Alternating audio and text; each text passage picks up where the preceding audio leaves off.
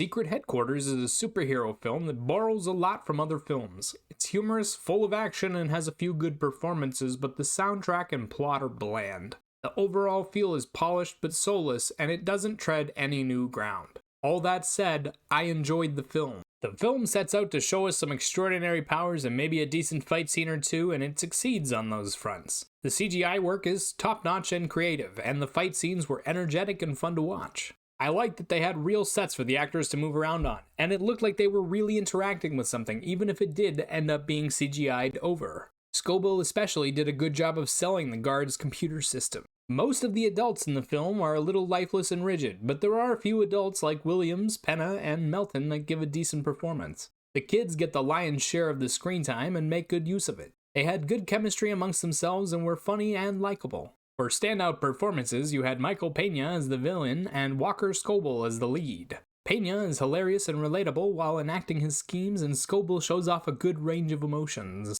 There are a lot of good moments in this film, dialogue that's funny or an emotional scene that hits just right, but the story is shallow, unoriginal, and childish. The concepts and themes are not well fleshed out. The child characters are fleshed out and interesting, but the adults in the story are more surface level. The villains are typical henchmen, with Pena and Ingram being the only ones standing out, and the guard is a poorly done ripoff of Iron Man. The dialogue has hilarious moments, but fails to elicit any deep emotions. It hits a lot of cliché landmines and at times feels a little jarring.